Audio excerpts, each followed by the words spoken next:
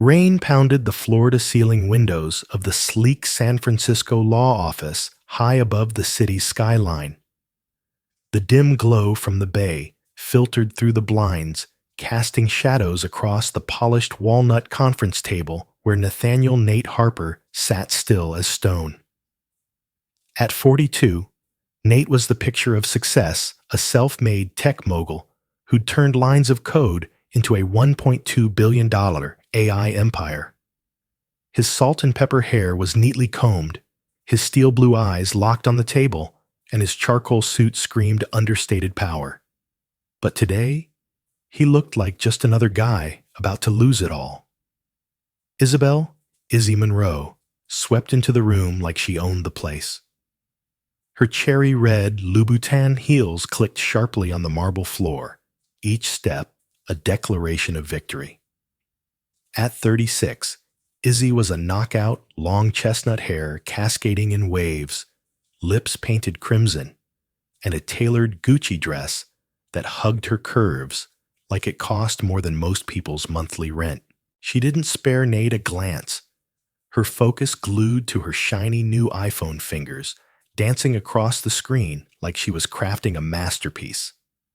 "Sorry I'm late," Izzy said, her tone dripping with anything but regret. She slid into a chair next to her lawyer, Jeremy Tate, a young hotshot with a razor-sharp grin and a reputation for shredding wealthy husbands in divorce court. Jeremy leaned in, his eyes gleaming like a shark circling prey. "Mrs. Monroe?" he said smoothly. "Based on preliminary financials, we're looking at a marital estate worth about $1.2 billion. California law guarantees you a hefty chunk." Izzy's lips curled into a smirk that could slice through steel. "I've been ready for this, Jeremy. The real question is whether my soon-to-be ex is ready to pay for ignoring me for 6 damn years." She spat the word ignoring like it was a loaded gun. Across the table, Clara Nguyen, Nate's lawyer, a 55-year-old with silver hair and a poker face honed by decades in court, flipped through her notes. A faint smile tugged at her lips like she knew something Izzy couldn't even dream of. "Nathaniel, Clara," murmured her voice low and steady. "You sure about this play? Once we go down this road, there's no turning back." Nate gave a single nod, his eyes never leaving the table. "I'm sure, Clara. Let's get this over with."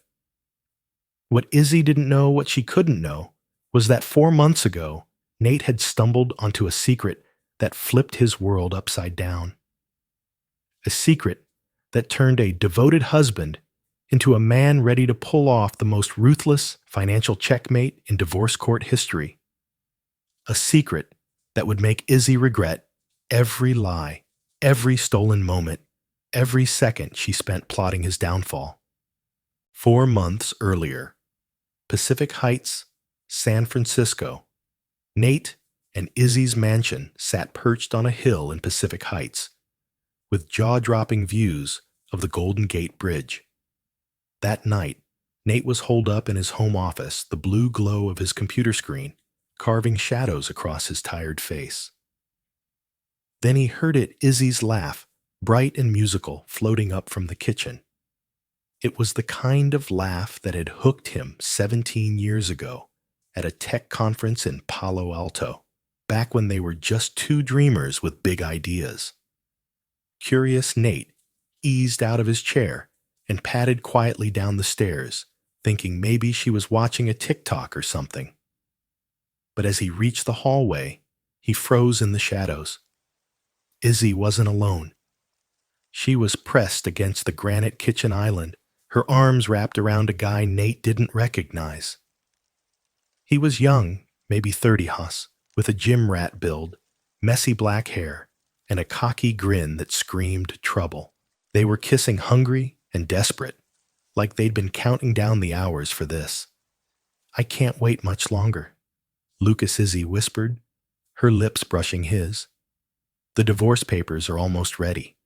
By Christmas, I'll be free, and we'll be loaded." Lucas Bennett, Izzy's personal trainer, smirked. running a hand through her hair. You sure he's got no clue Nate Harper's not exactly a dumbass? Izzy's laugh cut through the air, cold and sharp as a winter wind. Dumbass. Nate's a genius with algorithms, but when it comes to people, he's clueless. For 6 years, he's been glued to his work, barely noticing I exist. Trust me, he's got no idea. Nate stood there hidden in the dark, feeling like someone had punched him in the gut. It wasn't just his marriage. Deep down, he knew it had been crumbling for a while. It was his trust in people in love, in the woman he'd thought would stand by him forever. It all shattered. "How much you think you'll get?" Lucas asked, his hands wandering where Nate's used to. Izzy tilted her head back, her eyes glinting with greed. "Jeremy says at least 600 million, maybe more. California law is on my side, especially since Nate's been emotionally unavailable. We'll snag that Miami penthouse you showed me, a yacht, trips around the world. We'll never worry about money again." That night, after Lucas slipped out, and Izzy went to bed, humming like she'd just hit the jackpot, Nate sat in his office, staring at his computer screen. Not at code, not at financial reports, but at a single document, his will. Everything he'd built, the $1.2 billion AI company, the Pacific Heights mansion, the Napa Valley vacation home, the stock portfolios, was at risk of going to a woman who was counting the days to gut him. Unless he did something about it. The next morning, Nate called his mom, Eleanor Harper. At 70, Eleanor was sharp as a tack with piercing brown eyes and a mind that missed nothing. She'd never warmed to Izzy, though she'd always been too classy to say it outright. Nate had seen it in her glances at family dinners, the way she watched Izzy like she was waiting for her to slip up. "Mom, I need your help," Nate said, his voice heavy. He spilled everything, the kitchen scene, Lucas, Izzy's plan to take half his fortune. Eleanor was quiet for a long moment, then said, "What do you need me to do?" Nate's lips twitched into a faint smile, his first in months. "Mom, I need you to become the richest woman in San Francisco." Over the next 6 weeks, Nate, Eleanor, and Clara Nguyen hatched a plan straight out of a legal thriller. Every asset Nate owned, the $15 million Pacific Heights mansion, the Napa Valley retreat, the AI company stocks, was legally transferred to Eleanor's name.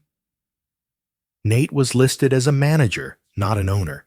Clara, with 30 years of courtroom battles under her belt, made sure every document was airtight, notarized, and filed with the right agencies. The beauty of this, Clara explained in a hushed meeting, is that it's all above board. Izzy can suspect whatever she wants, but proving fraud, good luck with that.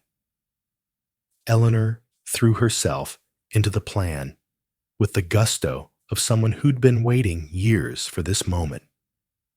"I've been watching her for ages," she told Nate, her voice sharp. "The way she looks at your success like it's her birthright. The way she acts like you're boring because you're not some flashy playboy. I knew she'd show her true colors. The prenup signed 17 years ago was the linchpin. It had a clause: if Izzy cheated, she'd get no spousal support. Back then, Izzy had signed it without a second thought, too caught up in wedding plans to care about what-ifs. Izzy, meanwhile, suspected nothing. She kept meeting Lucas, dreaming of penthouses and yachts.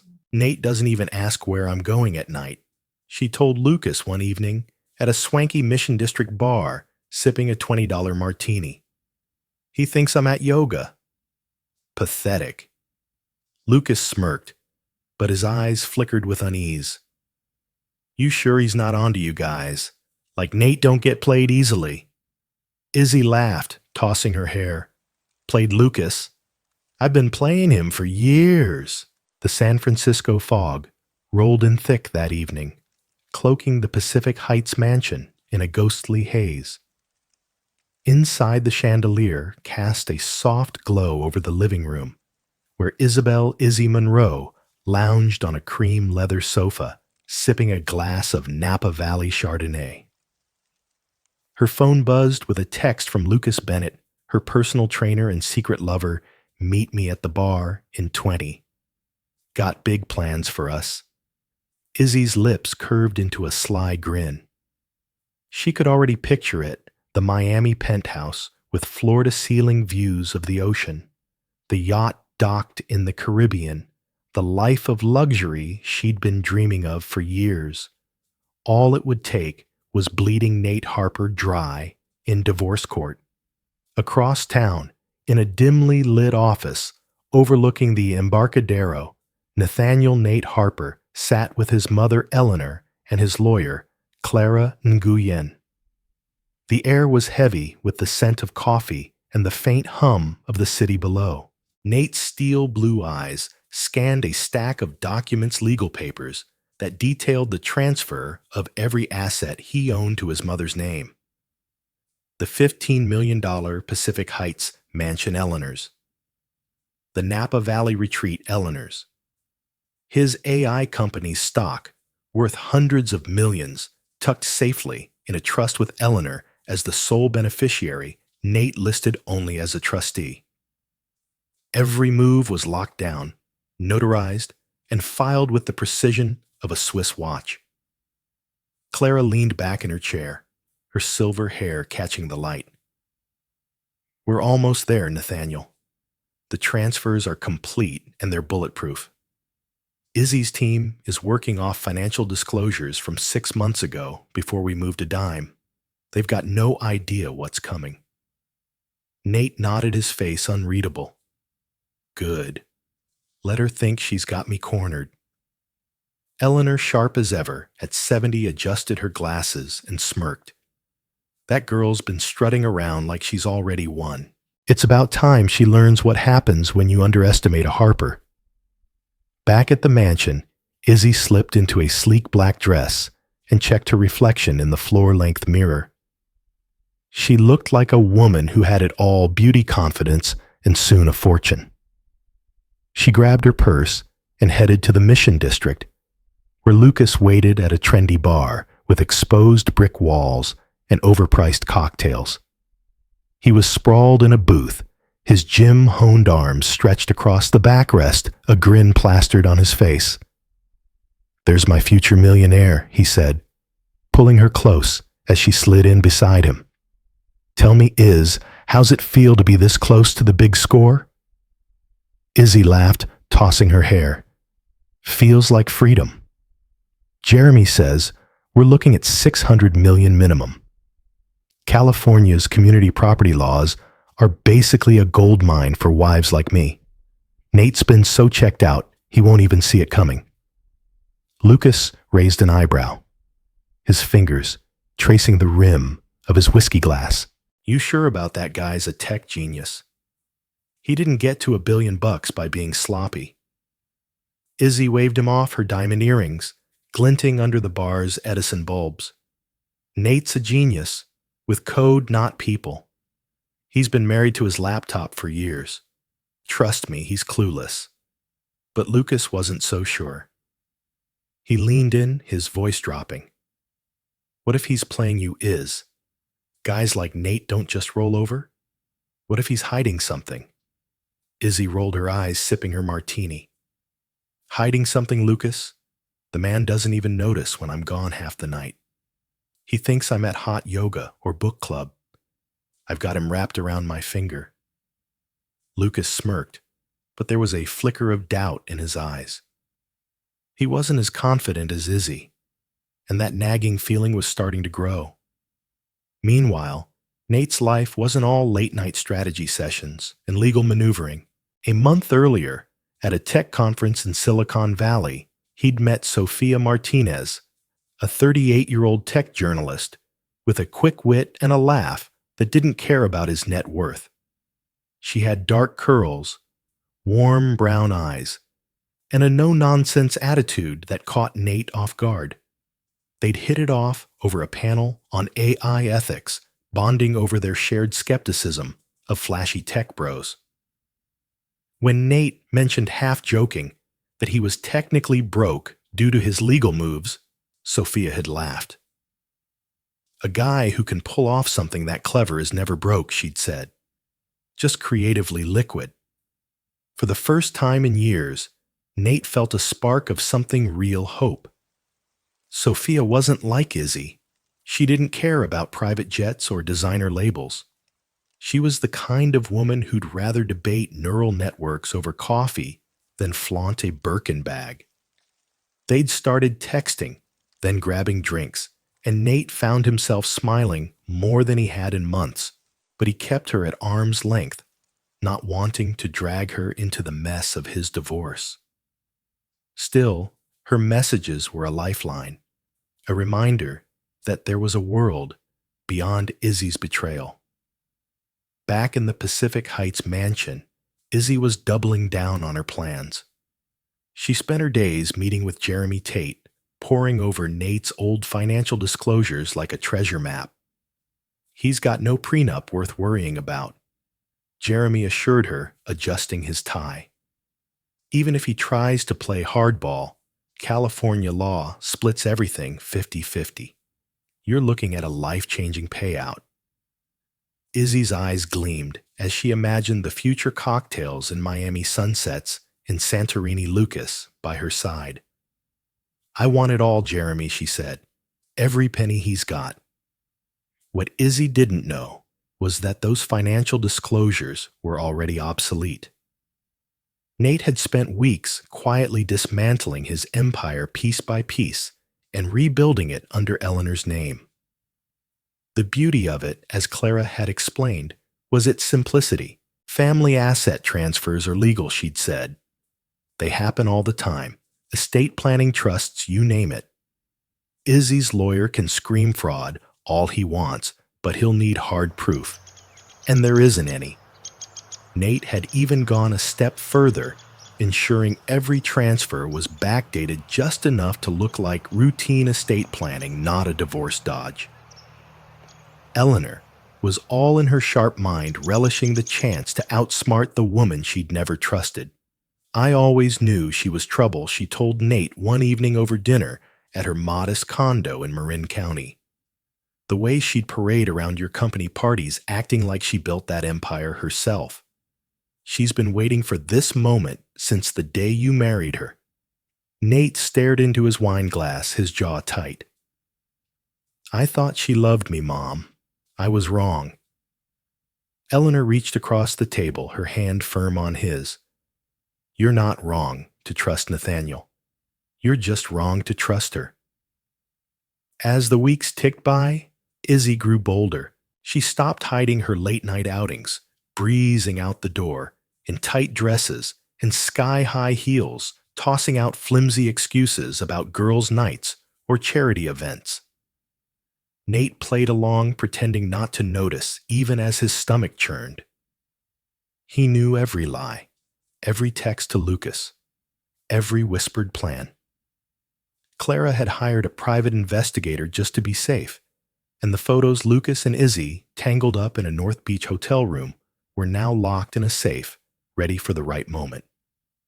One night, at the same Mission District bar, Lucas pushed harder. I'm just saying, what if Nate's got a trick up his sleeve? You're betting everything on this divorce going your way. Izzy laughed, but there was an edge to it now. Lucas, relax. I've got Jeremy Tate, the best divorce lawyer in California.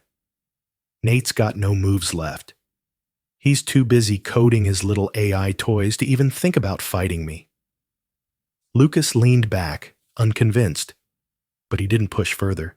He needed Izzy's payout as much as she did, and he wasn't about to rock the boat, not yet. The day Izzy filed for divorce, Nate got the court notice while sitting in his office, the city skyline stretching out beyond his window. He read the document, his face blank, then set it down and called Clara. It's done, he said. She filed. Clara's voice crackled with quiet confidence. Perfect. She's walking right into it. Nate hung up, leaned back in his chair, and let a slow, cold smile spread across his face. Izzy thought she was playing him, but the board was already set, and Nate was 10 moves ahead. The San Francisco courthouse loomed like a fortress of justice, its granite walls and dark wood paneling radiating authority. Inside Courtroom 12, the air was thick with anticipation. The only sound, the faint rustle of papers and the occasional cough. Nathaniel Nate Harper sat at the defendant's table, his charcoal suit crisp, his steel blue eyes calm but unyielding. Across from him, Isabel Izzy Monroe adjusted her sleek Gucci dress. Her crimson lips curled into a confident smirk. She was a vision of victory, certain she was about to walk away with half of Nate's $1.2 billion empire. Her lover, Lucas Bennett, sat in the back row, his gym rat frame slouched, but his eyes sharp, watching for the moment Izzy's triumph would secure his own future.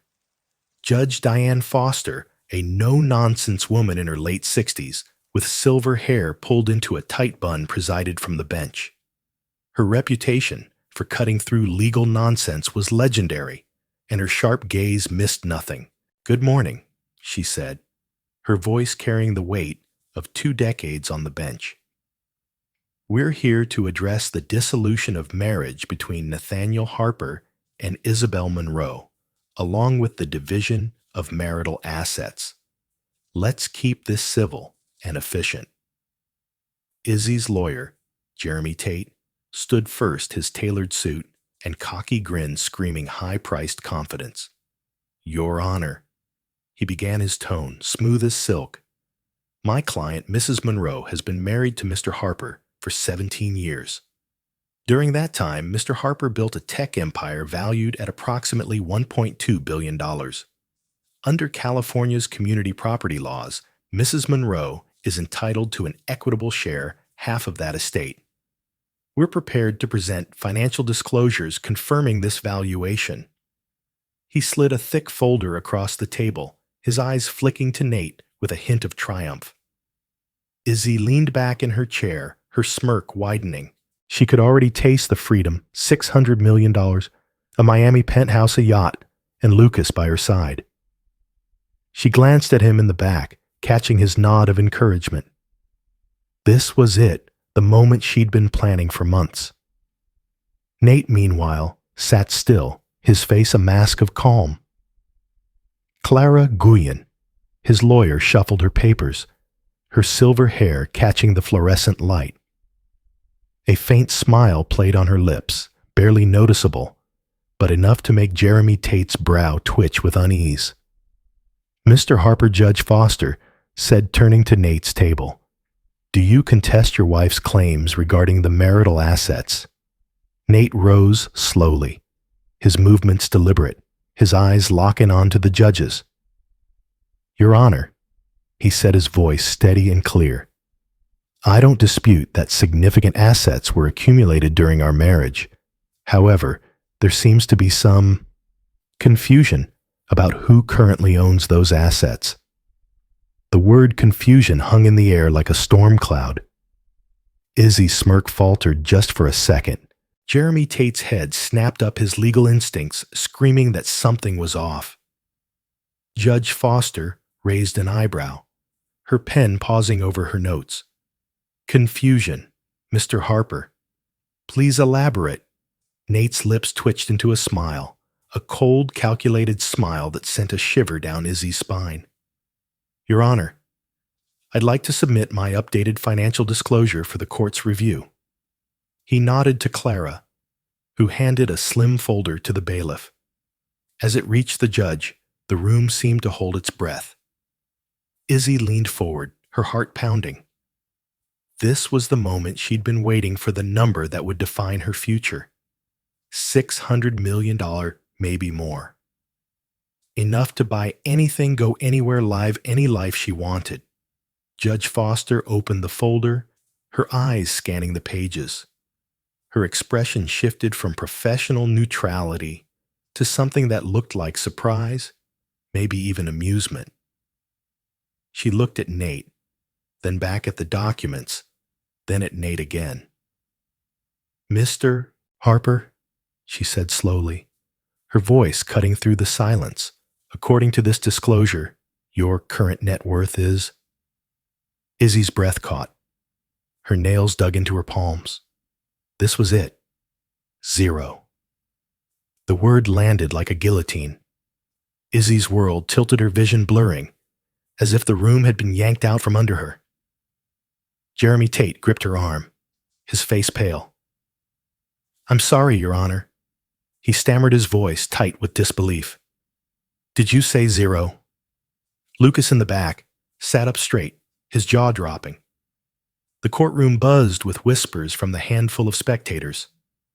Nate spoke again, his voice calm as a still lake. "That's correct, Your Honor. As of 8 weeks ago, I legally own nothing. Every asset in my home, my stocks, my accounts has been transferred to my mother's trust with me as a mere signatory.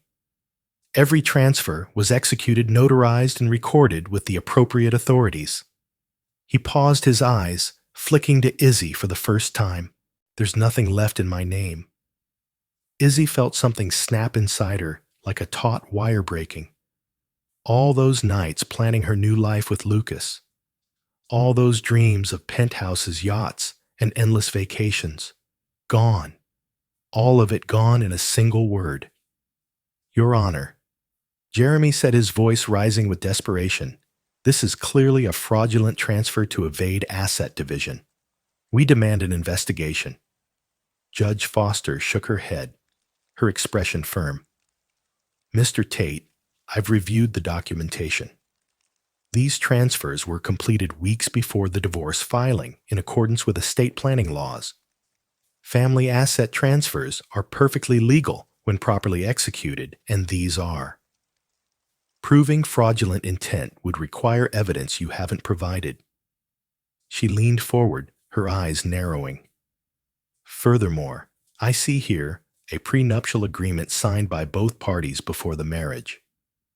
Mr. Tate, were you aware of this?"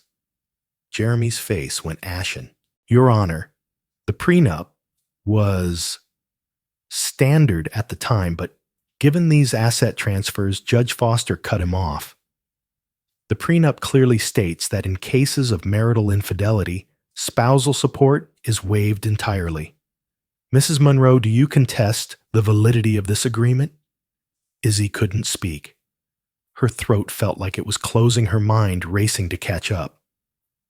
How had this happened? How had Nate, the man she dismissed as a workaholic nerd, pulled off something this brilliant? She opened her mouth, but all that came out was a whisper.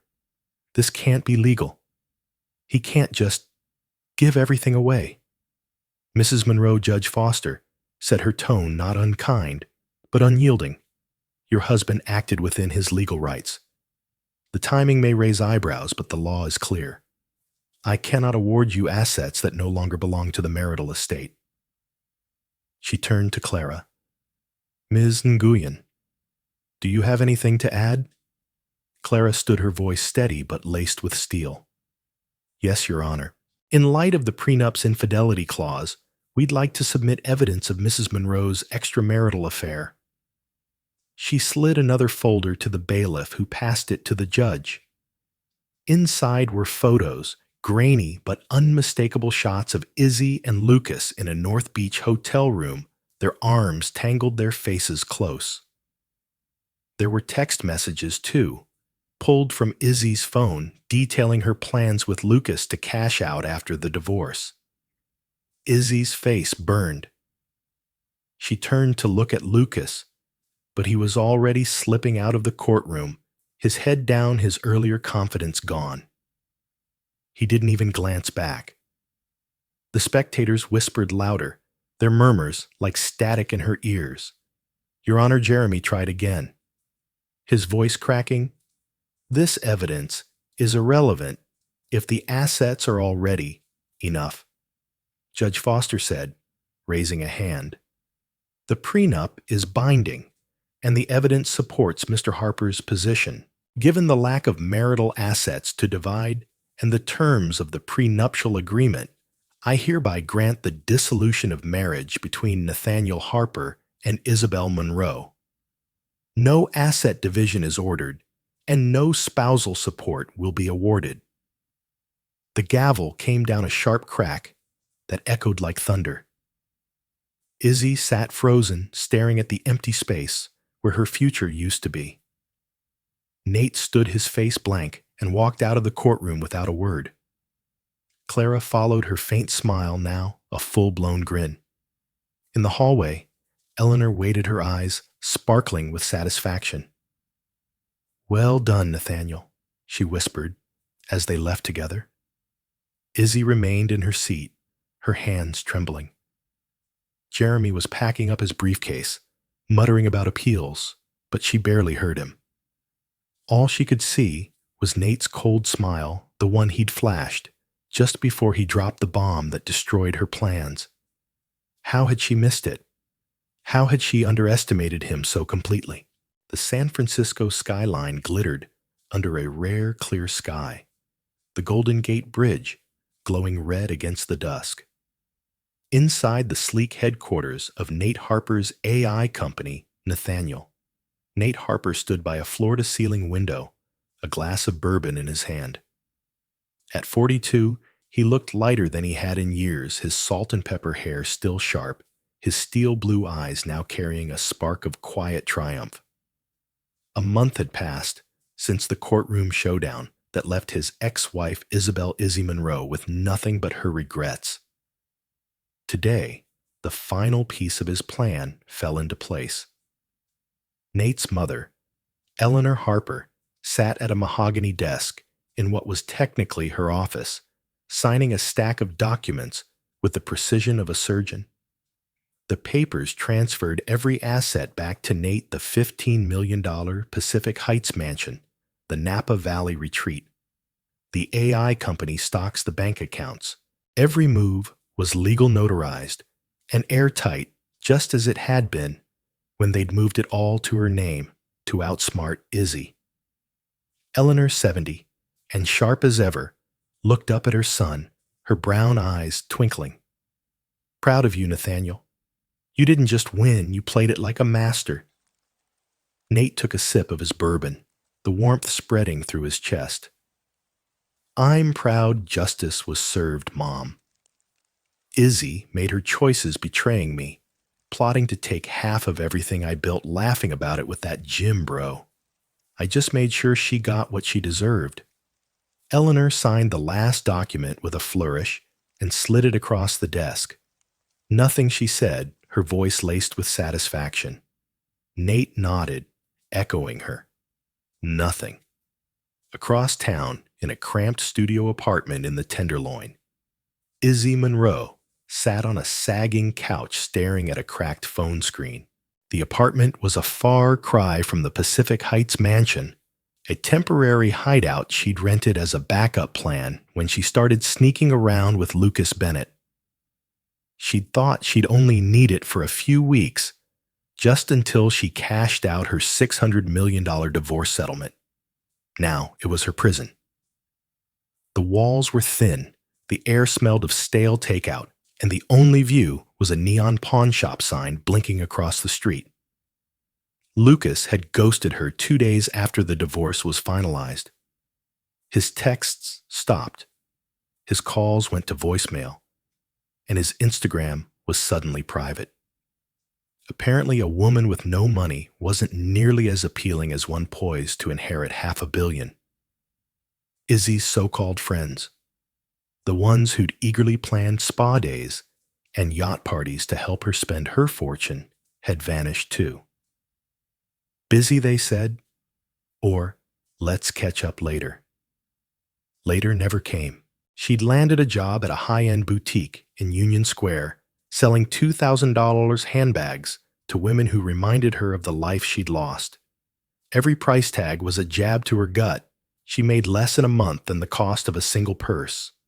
One afternoon, as she folded silk scarves behind the counter, Izzy glanced out the boutique's window and froze. There across the street was Nate. He was walking with a woman she didn't recognize, a striking brunette with warm brown eyes and a carefree laugh, wearing a simple sundress that probably cost more than Izzy's rent. They looked happy, relaxed, like two people who'd never known what it was to lose everything in a single courtroom moment.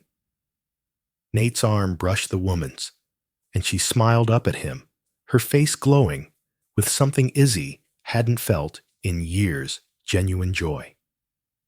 Izzy's hands shook as she watched them disappear into a cozy restaurant she could no longer afford. For the first time, the weight of what she'd done crashed over her. She hadn't just lost money, she'd lost everything. Her marriage, her status, her future. All because she'd thought she could outsmart the man she'd dismissed as a boring workaholic. Nate hadn't gotten even. He'd stayed 10 steps ahead, and when justice came, it hit with devastating precision.